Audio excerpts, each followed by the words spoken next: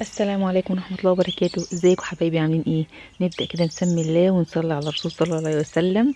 هنقضي بقى اليوم النهاردة يوم تحفة رائع ويوم جميل جدا في وسط الزرع والخضرة، وهنعمل أكل على الكانون وهنشوف الزرع وهو بيتسقي. اليوم ما شاء الله اللهم بارك نفسي يتكرر كتير قوي. ولو انتوا بتحبوا الفيديوهات دي يا ريت تعرفوني عشان ازود منها.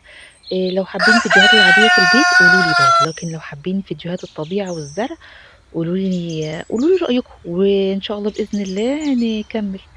طبعا أنا غرست في الأرض دي وأنا طالعة بس ما صورتلكوش يعني. الحمد لله ربنا سترها ما وقعتش. رجلي اتملخت بس مني شوية، بس الحمد لله. هنا بقى شوية قرص بلدي كانوا جايين لنا من عند الحاجة.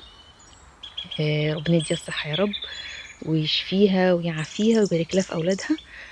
جبنا بقى خيار وطماطم، وهنبدأ بقى ان احنا نسمي الله كده ونغسل الحاجة. يا ريت تتفرجوا علينا اول مرة تشتركوا في القناة. معاكم ام محمد وايمي، اشتركوا في القناة وحطوا لايك وكومنت جميل زيكم. وان شاء الله زي ما قلنا كده قولوا لنا رأيكم، عايزين نكمل في الفيديوهات دي ولا لا. صلى الله عليه وسلم اهم حاجة. وادعوا زينب ربنا يشفيها يا رب ويعافيها من اللي هي فيه. هنبدأ بقى نعمل بقى حتة جبنة قديمة كده. بصوا دايبه، دي مش جبنه، دي زبده والله فعلا. الله يبارك لك يا حاجه، الله يبارك لك يا حاجه مصابر. حاجه مصابر دي احنا بناخد من عندها الجبنه. هي هديه يعني مش بفلوس. وعليها بقى شويه طحينه كده من الطحينه الحمراء بتاعت البلد. احنا عاشقين للطحينه الحمراء. كل ما هو قديم يعني. بصوا الكوبايه دي بتاعت طقم الشربات بتاع ماما، انا محتفظه بيها ربنا يديها الصحه يا رب. ماما هي وكوبايتها بحب دايما نشرب فيها، بحس ان الميه ساقعه لما بشرب فيها. شوية زيت بقى وجبنة كده وطحينة وطماطم وخيار، وهنقلبهم في بعض علشان ايه؟ هنعمل احلى فطار النهاردة في احلى مكان في يعني في العالم في حياتنا اللي احنا عايشين فيها.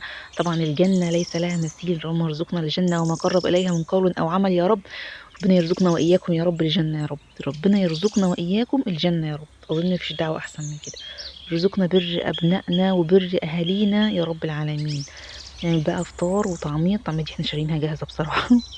وفول، وطعمية وجبنة وبتنجان.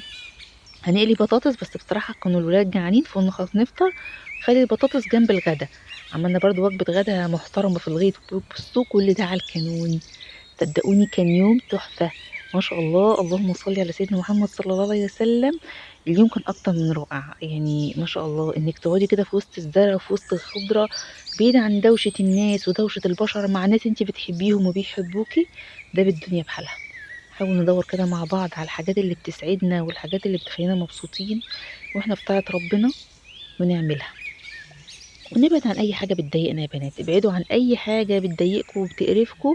ما تقربوش منها، بعيدوا عنها، لان العمر مش مستحمل، ولا الصحة مستحملة، ولا اي حد فينا فعلا مستحمل الاذى اللي بيحصل من الناس. طبعا بصوا زينب صباحها حبيبتي فاتحينه، فتحناه لها مرتين ربنا يشفيها ويعافيها يا رب. دلوقتي بقى جالها دور حساسية كمان، ادعوا لها ربنا يشفيها كده. مش مستحملة خالص السقعة. هي حبيبتي بتيجي عليها البرد وتتبهدل مني. هنبدأ بقى غسلنا الخضار بتاعنا. هنروح بقى بصوا هنا واحنا بنولع الكانون.